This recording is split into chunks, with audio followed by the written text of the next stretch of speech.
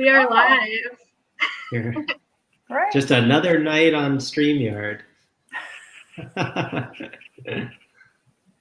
Well, welcome anyone who's tuning in to South End by Map. We're not quite starting yet. We're going to give it a couple minutes until we hit 7 o'clock. We're just hanging out at home or at the library, as the case may be. The South End Library doesn't look quite as beautiful right now in the dark as it does in the day in this picture behind us. That's true. But that's where Anne is joining us from. Hello. You can just imagine everybody's feet shuffling up the stairs to your little second floor. That's true. That's true. We can only dream. Yep. Of course, we haven't heard anything, and we don't know anything. Yeah. When we're going to reopen. Do you all get a lot of calls about that? When you're going to reopen, or? Yeah, I think so. We luckily, at least I don't have to field any of those calls. In fact, I just got my my voicemail set up, and I haven't gone through the motions of checking to see if I have any voicemails. Oh, okay. Because I just started full time a few weeks ago. Oh, great. Mm-hmm. I actually just re-recorded after however long it's been, 8 months now, I just re-recorded my voicemail message to say, if you want to reach me, you should probably not call me at the library because I'm not here very much. Oh, okay. So how often do you come in often, Garrett, or you work from home mostly? We have staff coming in periodically, but at the central library, we can only, there's maximum number that can be in at any given time. So we're mostly working remote still. Okay. Ugh. Well, Anne, it looks like we're almost at 7, so feel free to kick us off whenever you want to welcome people to your virtual library. Okay, I'll start. Okay, hi, I'm Ann Smart from the South End Branch Library. I'd like to welcome everybody here. Thank you all for coming to our virtual program. I'm going to like to introduce you to Garrett Nelson. He's the curator of the Norman B. Leventhal Map Center and Education Center of the Boston Public Library, and he's going to discuss South End by Map. Okay, Garrett. Thanks, Anne. And I should really say this is very much a joint presentation. I'm joined on my, I think it's left. I'm not sure if the screen looks the way that I see it, but to my side, Rachel Mead, my colleague at the Leventhal Map Education Center. For those of you who aren't familiar with us, the Leventhal Map Education Center is an independent nonprofit at the Central Library in Copley Square. We care for about 250,000 geographic and cartographic objects, and we work broadly on the connection between people, places, and history and geography in Boston and beyond. So these virtual series are a set of events that we've started to do ever since our closure, where we're bringing our new web portal, Alloscope, to life through community history nights. And I'll turn it over to start the presentation to a wonderful public engagement and interpretation coordinator, Rachel Mead. Thanks, Garrett. So speaking about the connections that people and places have, before we start, I want to acknowledge that we live in, and we're discussing unceded Native territory tonight.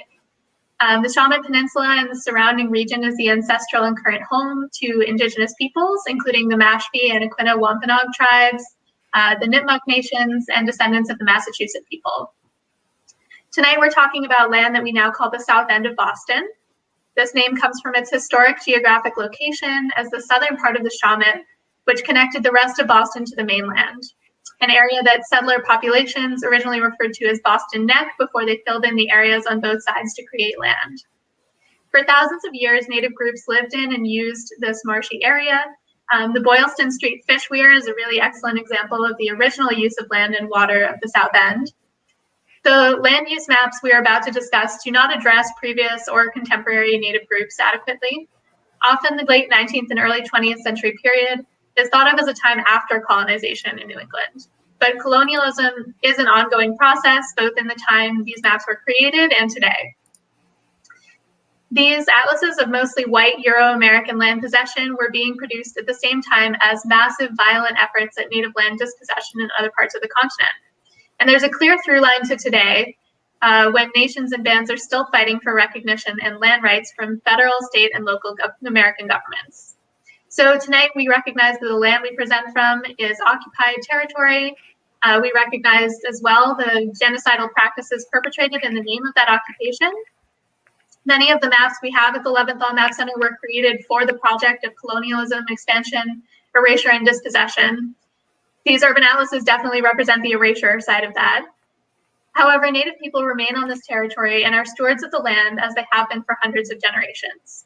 If you're tuning in from out of town, or if you've never taken a look at this website, I'm putting it up here at the bottom of the screen. Nativeland.ca is an excellent digital mapping project to start or kind of develop your thinking about the ways that cartographies of colonialism relate to your life and where you live. This land acknowledgement is only an acknowledgement, but hopefully it's a seed for change in the ways that we interact both with land, cartography, and the Native peoples to whom this land belongs. So if you want, you can leave a note about whose land you're on in the comments. We are going to be looking at the comments throughout the night. We want this to be interactive. We're going to be having a kind of more interactive portion near the end, where we're going to use Alloscope with you after we talk about Alloscope. So let us know if you have questions or comments, and we'll try to address them. And I'll just add to what Rachel said as well. What you're going to see tonight is just a small fraction of the resources that are at the Leventhal Center. We have many more besides. And in addition to the collections themselves, which, as Rachel did a really wonderful job of noting, represent only certain themes and certain perspectives on history, we also have an excellent staff of librarians and educators who can help you find answers to questions that are less well documented in our physical material. And so in addition to the Alloscope stuff that we'll be talking about tonight, we invite you to visit our current online exhibition called Bending Lines. It's all about how maps can distort the truth, or to make an appointment with one of our reference librarians to get more access and interpretation into the collections, or if you're a teacher or a student, to reach out to our education team to think about bringing maps into the classroom. I'm going to start tonight by just saying a little bit about what is in Alloscope, what these maps are, and why they're so interesting, what they can tell us. And then Rachel's going to spend the bulk of time kind of taking us through a romp through the South End via Alloscope. What are some of the both weird, important, and just plain interesting things that we can learn about the past in this neighborhood by looking at some of the evidence from the maps? Yeah, so we'll say goodbye to Anne for a little bit. We'll say hello to her again at the end of the night. And Garrett, if you'd like to talk a little bit about what our urban atlas is. Great. So Alloscope is a way to access what's probably one of our most important and interesting collection of physical objects at the Map Center. And we call these urban atlases. They were produced for two main purposes from the late 19th century into the middle of the 20th century. One of those purposes was for the real estate industry. You didn't just pull up Zillow or a real estate app to figure out who owned land back then. You needed a very detailed survey plan of parcels and owners. But actually the more interesting use for these maps was in the fire insurance industry. On the left of the screen here, you can see a key from one of the 1875 maps. And each of those different colors refers to a different type of building material coded by how likely it was to burn. So if you owned a fire insurance company and you were rating an insurance policy, you wanted to know, was this building wood or brick? Did it have any fire suppression capacities? Was it 3 stories or 5 stories or 7 stories? Was it near a bunch of other wooden buildings? All the sorts of micro details that at the time were useful for insurers, and for us today are really amazing because we have this really fine-scaled record of individual buildings, individual pieces of property, who owned them, what they were made of, and sometimes detail right down to like a fountain in a courtyard or a bay window on the front of a building. Now, of course, there's also things that these maps don't tell. Rachel gestured at some of those before. The maps show primarily ownership, so tenancy, renters are less well documented on the maps. They show the physical structures of urban life, buildings, roads, infrastructure, but they don't capture things like street vendors, traffic, and those sorts of things. So they're one of our most amazing and most detailed ways of accessing the geography of the late 19th and early 20th centuries. But like all maps, they leave things out. If you want to go to the next slide. So we hundreds of patrons use these maps every year, or at least when we were still open for in-person research services. They're really amazing. These are it's a photo of where they're stored in our collections. But they're also really hard to use. So you can see that they're bulky, they're large, they're wide format. They're published in idiosyncratic ways. So they cover, a single volume might cover downtown Boston in one issue, and another volume might cover East Boston and Chelsea, and the next volume might cover East Boston and downtown Boston. So if you want to look at one place and compare it over time, you've got a very formidable research project in front of you. It's one which our reference librarians are very happy to help you with. But we undertook a project starting about 2 years ago in which we took digital scans of about 99, just under 100 of these maps, and then we composited them together into web layers so that you can use them very similar to how you would use like Google Maps or like a map on your phone today.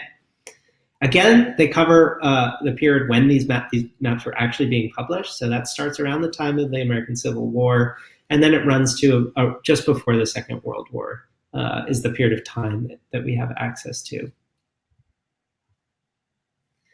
So you used to have to access these maps one page at a time. You can see in the upper left-hand corner, this is our digital collections portal where you'd look page by page. And if you wanted to find a single building, you'd have to click through all those pages. And now what you can do in the bottom right here is to see those maps all pieced together on a modern web map, and to zoom right to the address that you're interested in and compare all of the different atlases across time that we have in the collections. So something to keep in mind, because these are physical objects, even though we've transformed them into what look like modern web maps, they still come from the original historic maps. They have different coverage. So if you're panning over a map, at some point you're going to get to the edge of it because it does have an edge, unlike, again, a modern map where you can just keep panning and panning forever. In the south end, there's about 11 atlases that cover most of the south end. They run from about 1870 to 1938. But different places have different periods of coverage.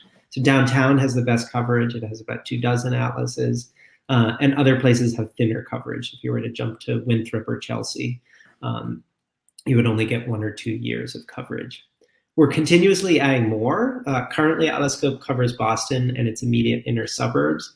But we're in the process of digitizing and working on new places and new time periods. Excuse me.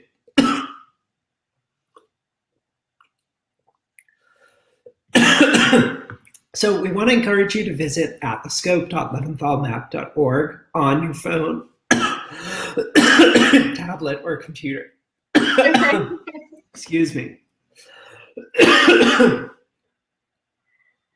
So you can head to alloscope.leventhalmap.org if you'd like to kind of play along.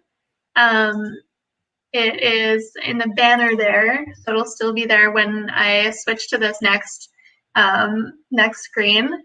But you can kind of use any of these 3 main buttons at the top here, Find Me, Search Places, or Start at BPL. So if you click Start at BPL, it'll always bring you to the central branch or central library.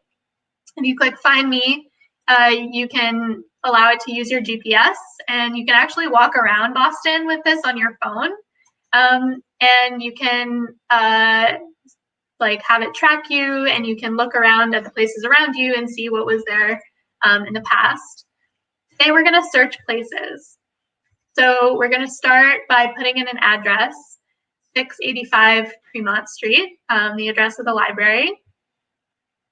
you have to select the one that you want. So in some cases, we're lucky in this case, there's only one option here.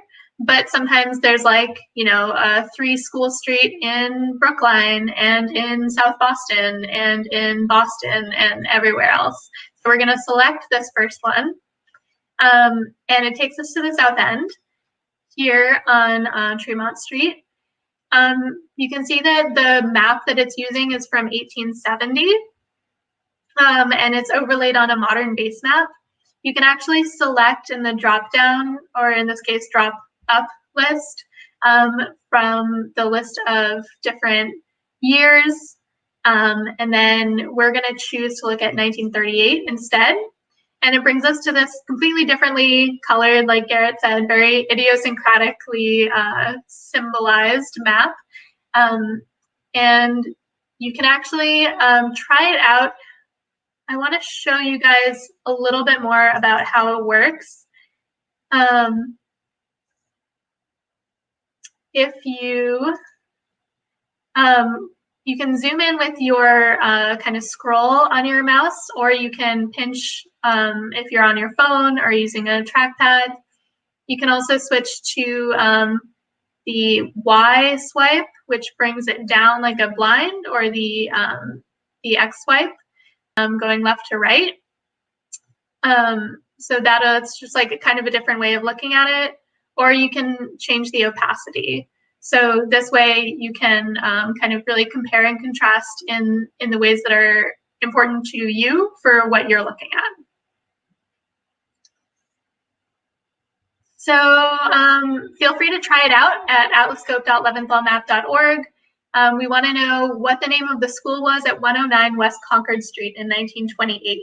So if you want to pull up Alloscope on your phone or on your computer, type in 109 West Concord Street, and then you'll notice that Alloscope almost always takes you to the oldest layer that we have available.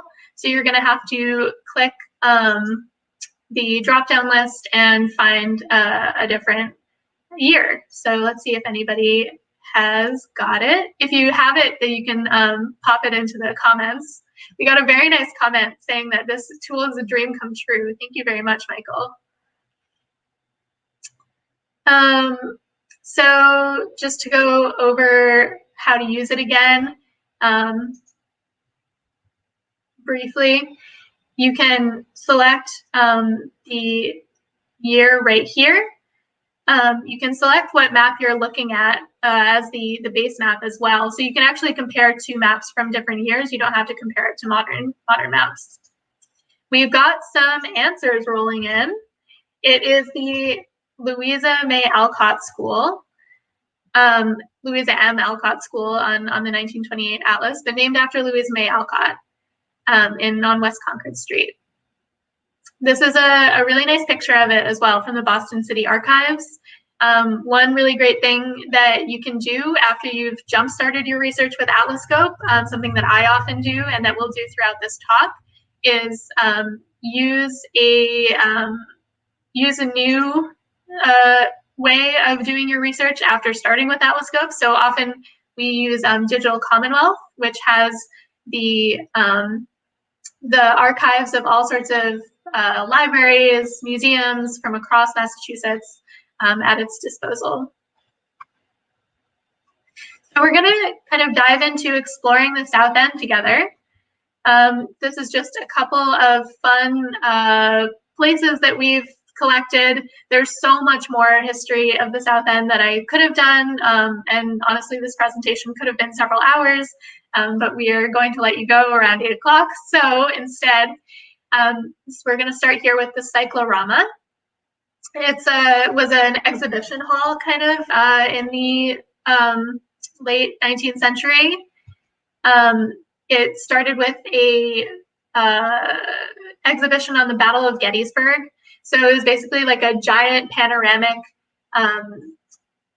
image painting of the Battle of Gettysburg. All these people showed up to see it. There was actually a competing cyclorama in the South End as well, In 1889, the Battle of Gettysburg one was replaced with a Custer's Last Stand cyclorama, which competed with this one at the other side of the South End. That was the Battle of Bunker Hill. So this was something that was very popular pre-movie period. You would go and stand in the middle and see this giant panoramic view.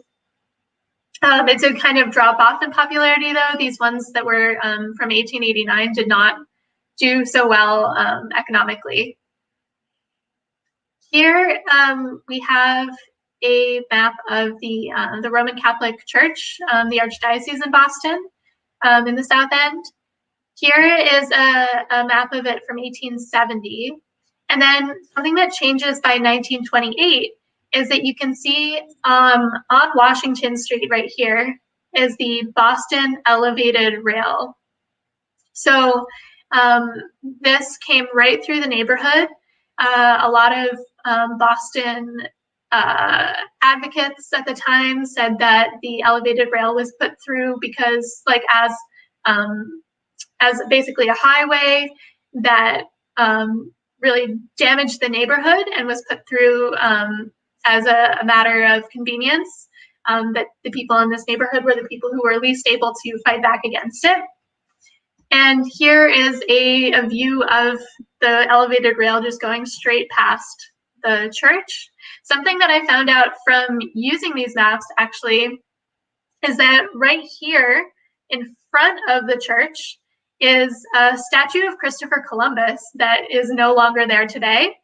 Not because it was removed for purposes of defending Native liberties or no longer celebrating, a genocider, but because it was, I think, deemed too ugly and too large, and it was moved to Revere, I believe, and it's still there. So this one has not been decapitated yet, unlike the one in the North End. But you can see right here on this 1917 map that it was still there, I think, up until the early 1920s. Like Garrett mentioned, the kind of tenancy of a neighborhood is really hard to tell from Alloscope. The people who are listed on these buildings are property owners, which doesn't necessarily mean that they live there. So using names to try to figure out who exactly lived in a neighborhood is not always useful. But you can use this, again, as a jumping off point. So if you don't know the addresses from the past, you can use Alloscope to figure that out before you go into ancestry or census documents or whatever it is that you're looking at for your genealogy or research project. One way that you can learn more about the character of a neighborhood and who actually lived there instead of who just owned the buildings is the places of worship. I found are a really useful way of figuring out who lived in the neighborhood. So this is from 1885 at the corner of Columbus and, can't remember, Shaman, I think. There's a synagogue here. And then by 1908, there is the Columbus Ave African Methodist Episcopal Church. So the change from Temple Adath Israel to an AME church shows you like how the neighborhood is changing over time. Something else that you often don't see from the names of the people who own the buildings is like where people are from in the neighborhood. But there's this huge explosion in the late 19th and early 20th century of like women's societies and also men's societies, other groups. The Odd Fellows have a South End branch. But here I found the Syrian Ladies Aid Society, which was actually the Lebanese Syrian Ladies Aid Society. The South End was a big Lebanese and Syrian neighborhood in the late 19th century, which you wouldn't necessarily know from the names of the property owners. But because the Ladies Aid Society own their own building, you do actually get to see that in the properties. The South End is home to one of the first urban renewal projects in Boston as well. So this is the New York Streets project. Seneca, Oneida, Oswego, Genesee, Rochester, and Troy are all towns in upstate New York. I'm actually from upstate New York, so these are all very familiar words. It's kind of a mix here between words that come from native languages and that come from colonizers, Rochester and Troy in particular. There's actually a lot of upstate New York names that are Greek and Roman. So Troy, Rome, Syracuse, Ithaca, Utica. There's a really wide naming scheme used for New York State. But these streets were named because the railroad went through all of these cities, I believe. So that's where the name of these streets came from. They were built for people to live on. There's a residential neighborhood here. And then in the 1950s, it was basically bulldozed. I think about 300 homes were destroyed and 1,000 people were displaced to make room for the Boston Herald's distribution center and factory, as well as a couple of other industrial sites. Garrett, welcome back. Oh, you're muted. Hi, good to see you again. I have honey water. I'm sorry that I had to leave. I think I sang Old MacDonald too many times earlier with my daughter, so be careful. It could happen to you. It could happen to anyone. Anyhow, I've been enjoying just listening, so. Well, so that's the New York Streets. One of the first projects that Boston undertook in urban renewal, and basically what amounted to slum clearance. There were a lot of tenements in the neighborhood, and the city didn't really want them to be there. One other note about urban renewal, and it's true of the New York streets as well, is that the original atlases were used by planning agencies to mark out where they were going to do work. And in fact, some of our later copies from the 1940s and 50s, are marked up by planners, a block to be taken for renewal or a block to be cleared for a school. And you see some of those developments literally being written onto the maps. Mm-hmm. Yeah, one other kind of still current renewal project is actually the hotel here on this corner, Hotel Alexandra, which we have some pictures of. One from historic New England, from kind of its heyday, and one modern one from Google Street View that shows the boarded up windows. I saw in doing research for this that it is supposed to be turned into shiny new apartment buildings, I believe, supposedly this year, but I'm gonna guess next year. So this kind of procedure is still happening where buildings are being changed. Everything is not everything is set in stone, the way that our modern maps lead us to believe. It's funny you mentioned set in stone, Rachel. Actually, if you tab back to the last slide, this is a great case where you can see some of the incredible detail on these maps. Mm-hmm. If you can pick out how the two sides of the building are kind of outlined in brown there, that's because it has a stone facade on those sides. But because the rest of the building is pink, you know that it's not a stone building throughout. It's brick behind with two stone fronts. And of course, you can see that in the photographs that the sides that face Washington Street and Mass Ave are stone. And it looks like it even has this funny little wood section here. Probably a courtyard or something like that, a covered courtyard. Yeah, very probably. Yeah, so I think, the next thing that we have is one that Garrett and our GIS librarian Belle discovered while doing research for this, which is Uncle Ned's Loan Company. There are all these like very unassuming little names of places that actually turn out to be pretty interesting.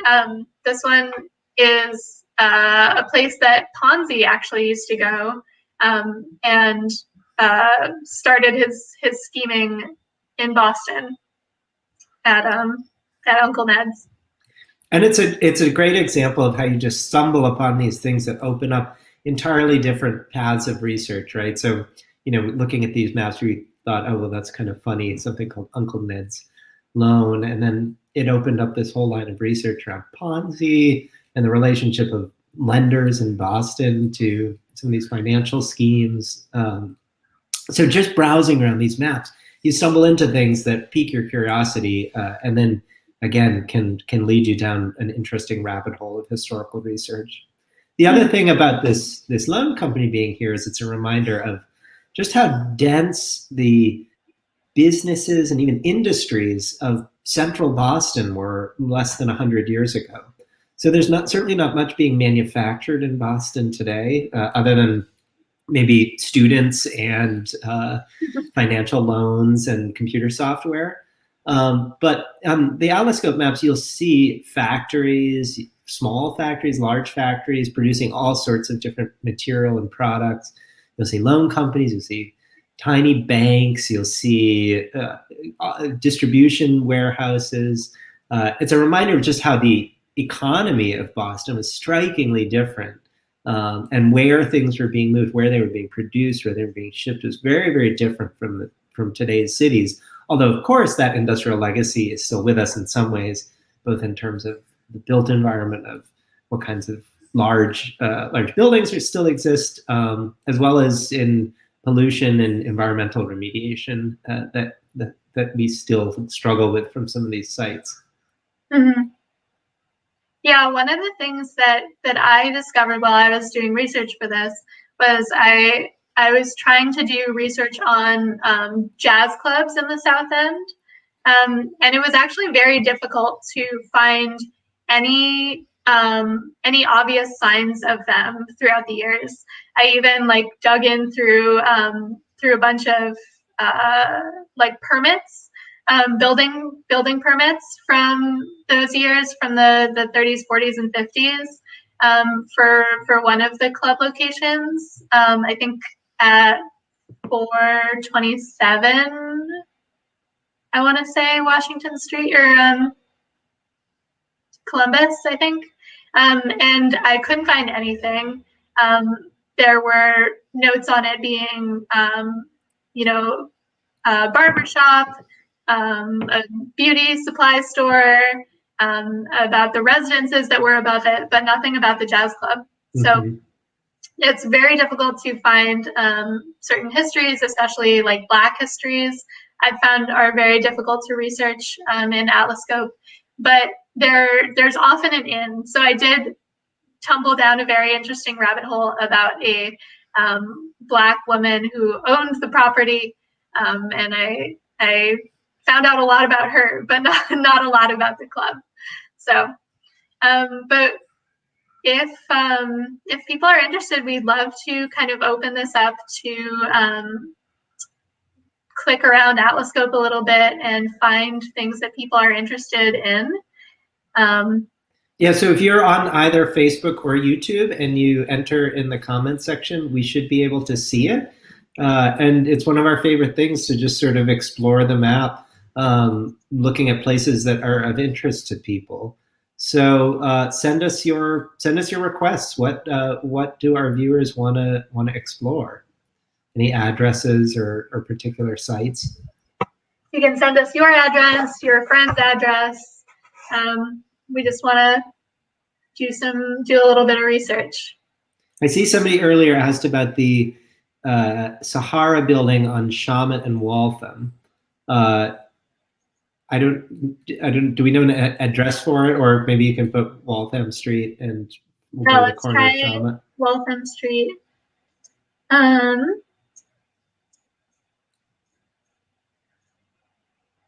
So right now we're in 1868.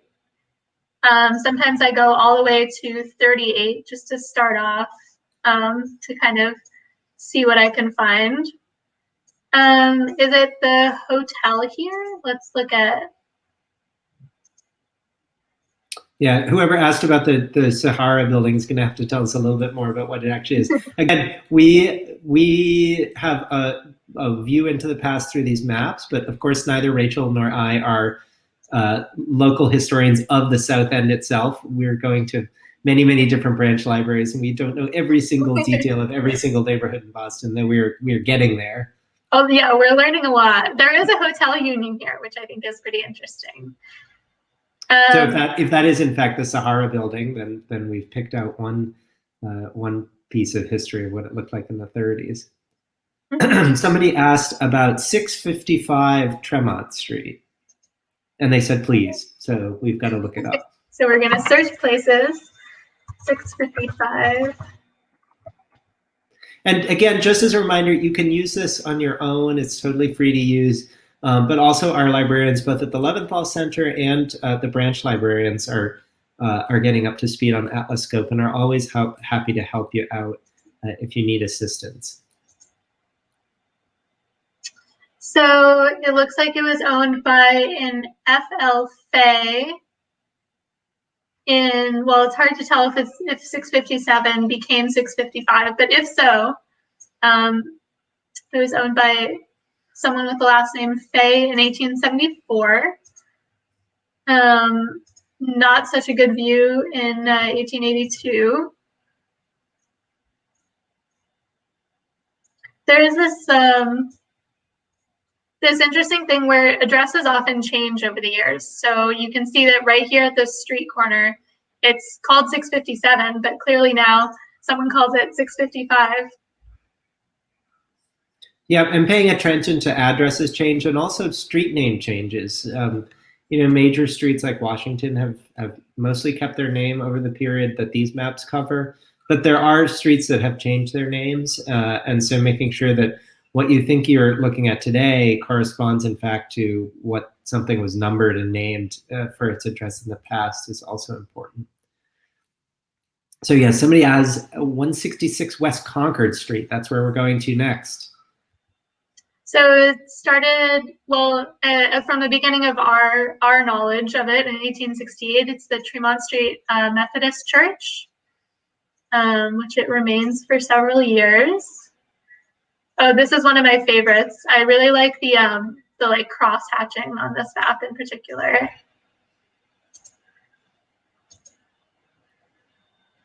Because in some years they talk about it being a Methodist Episcopalian church. This year in 1885, it is made out of stone. So it looks like the building changed between 80.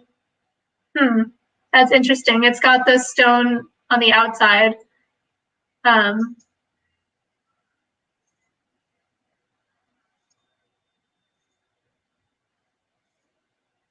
you can even see, I'm not familiar with the actual architecture of this church, but you can see these, what must be something like buttresses or some kind of architectural feature of these little corner pieces. Yeah, I really love those. Yeah, so it's been a church for a very long time. So somebody else asked about Sharon Street, where her mother grew up.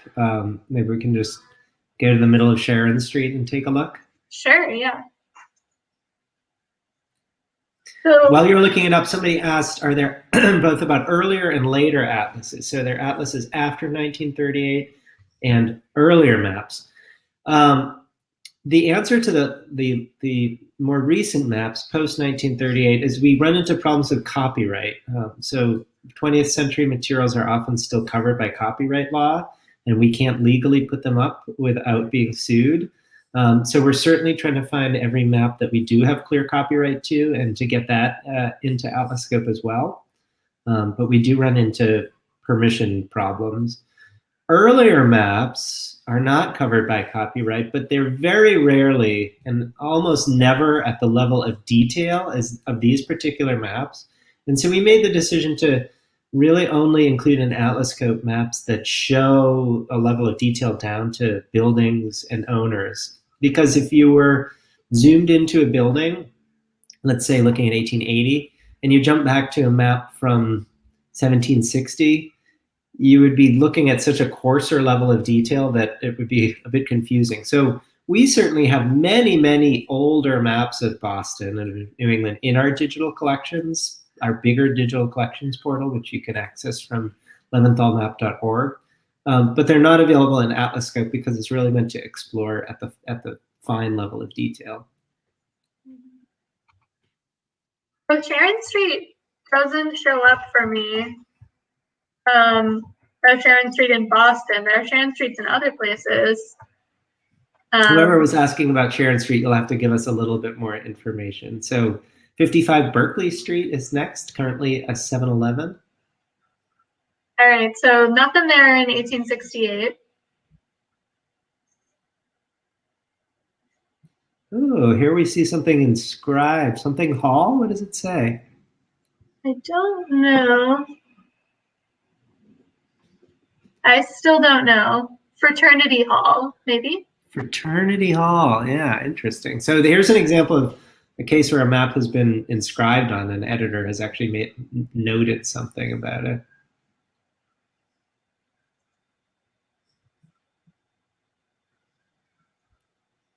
Parker Memorial Meeting House in 1874.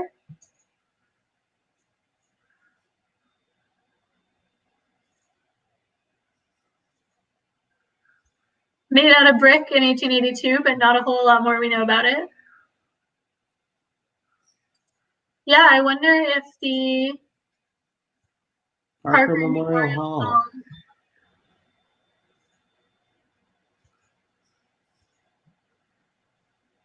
So it looks like it was Parker Memorial Hall for quite a long period of time. Yeah. I don't know if anybody knows much about Parker Memorial Hall, the fraternity of Parker Memorial Hall. And the Benevolent Fraternity of Churches Trust. Interesting. So two people asked about the numbers that you'll see on buildings, so oftentimes 4-digit numbers. So like example here, Arthur C. Porter has 2547. William Hertz has 2490. Those are the size of parcels. I'm pretty sure in square feet for this map. Yeah. It's now upside down, but you see there's a 4 with right on the street line there. Rachel's going to pivot us around like that.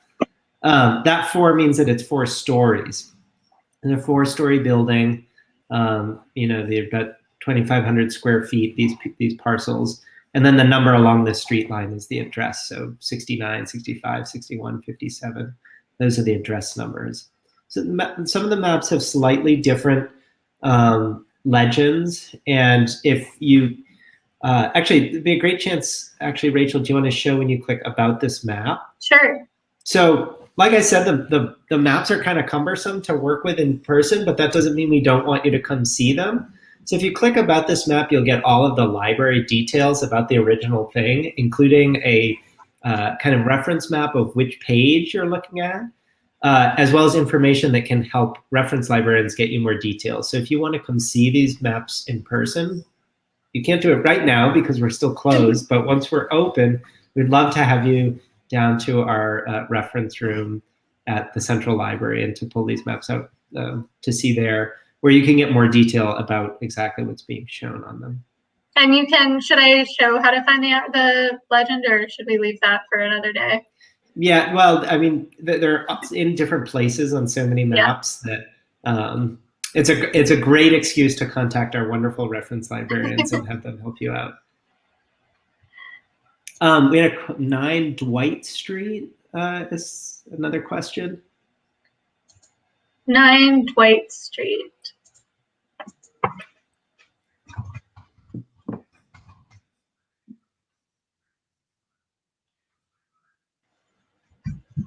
If anybody knows what streets are near where Sharon Street is now, also, that would be helpful because it was demolished apparently.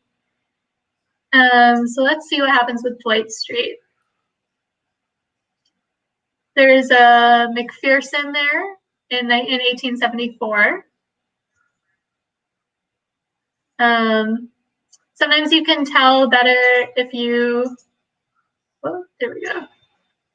If you swipe to the side, you can see if they're likely to be the same buildings that they were in the past, or like if they have the same footprint or not.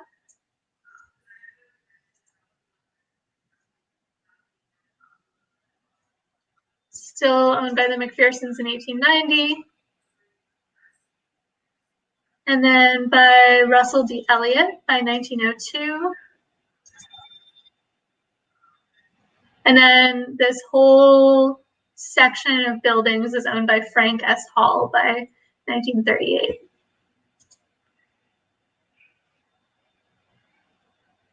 Somebody asked if you can see the infamous redlining maps through this tool. No, they're not in this for a couple of reasons. One is, again, they don't have quite the level of detail. Redlining maps really show neighborhoods and districts, and the only buildings that you'd see in a redlining map are the very largest buildings. But we do have ways of getting access. There's a wonderful web-based project through the University of Richmond called Mapping Inequality that includes Boston redlining maps. And of course, we can get you them if you make a reference appointment with us, including some of the GIS material that's come out of those redlining projects as well.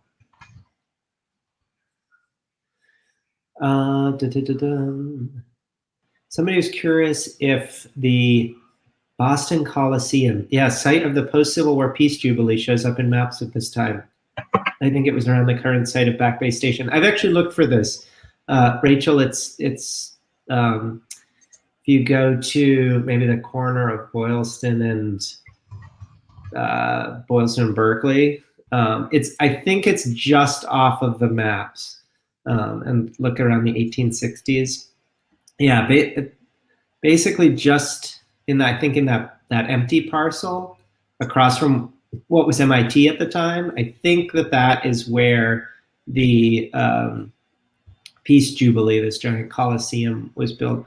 We actually have an aerial view of, or a bird's eye rendering of Boston. Yeah, I think it is where those buildings were later erected. Foundation. Or it's nearby. But we have a bird's eye view of Boston that shows that building. It was enormous, a huge building, but I don't think that I have seen it on the maps. It's also just outside of the south end. So. Somebody was asking about a school at the corner of Ringgold and Waltham. Ringgold's with two. Oh, yeah, you got it. Great. Okay. I heard there was a school. Yeah, looks like it right there. Franklin School. Let's see if it stays Franklin School, yeah.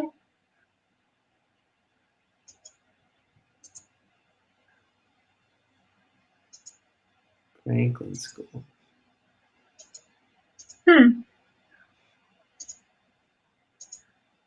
Yeah, it was there for a long time. So all throughout these maps, the Franklin School is there. I'm sure we could find images of it in Digital Commonwealth if we looked. Yeah, it's on every layer, which is not always the case.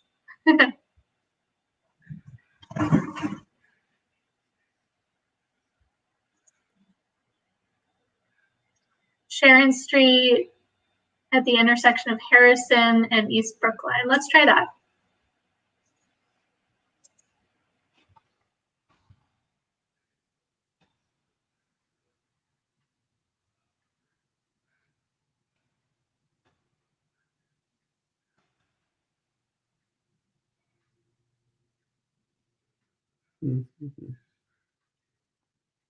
Okay.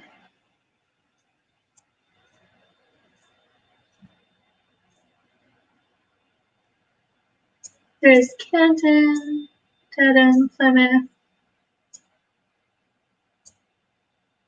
Malden.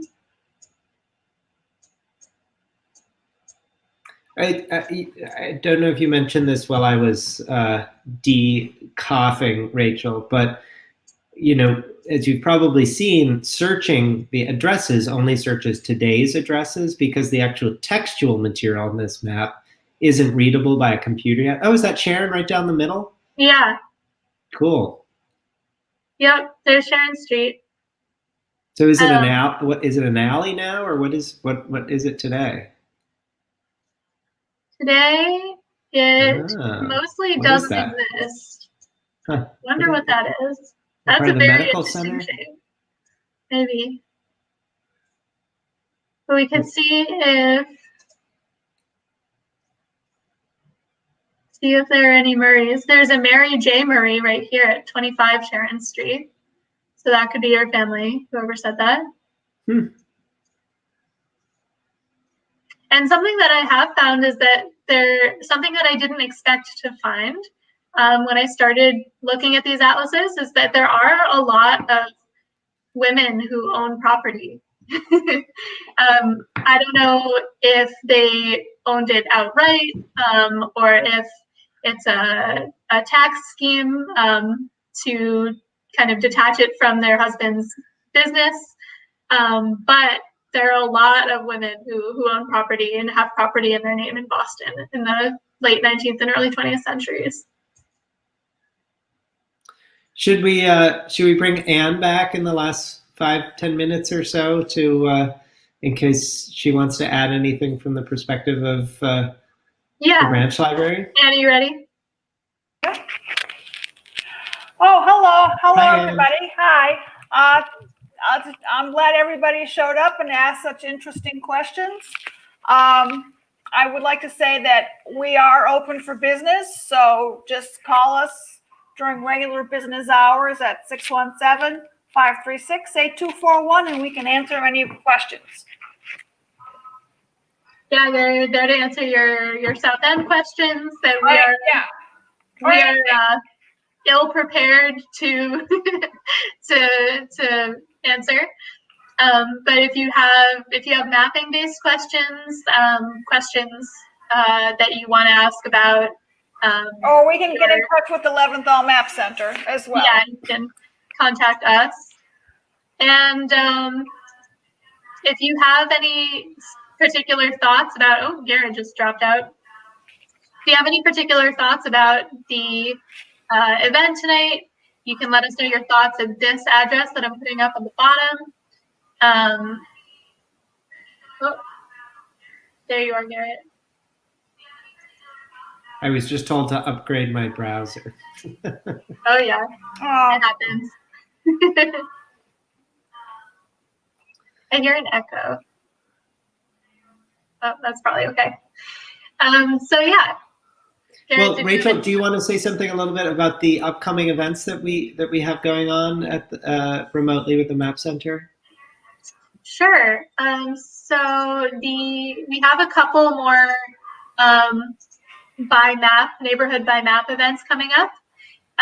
The next one that we have is on October 28th. We have Upham's Corner by map. It'll be at the same time, 7 p.m., and in the same place on our YouTube and Facebook channels at Upham's Corner. We have Fields Corner by map the next week, November 4th. West Roxbury by map, Thursday, November 19th. And we have the North End by map, December 1st.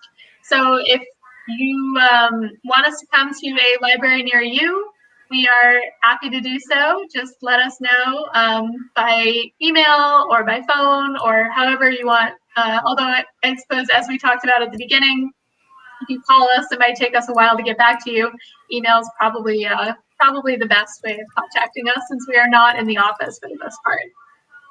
And if you want to show the final slide, we have both a survey where we'd love to get your feedback on how this event went. It's at the bottom of the screen. And you're more than welcome to visit alloscope.leventhalmap.org at any time to explore more. We'll also put the slides from today's talk up online, and you can, in fact, see them at this link here. We'll also paste it into the comments section right now so that you can click it directly. But thanks everybody for coming. Thanks to Anne for hosting us. Thank you. Thank you for coming. And we encourage you, as always, to check out. Yes, come and check out our many online resources, both at the Map Center and at the branch libraries. And don't hesitate to reach out to librarians to help out with any kind of research questions. Great. Thank you all so much. Thank you.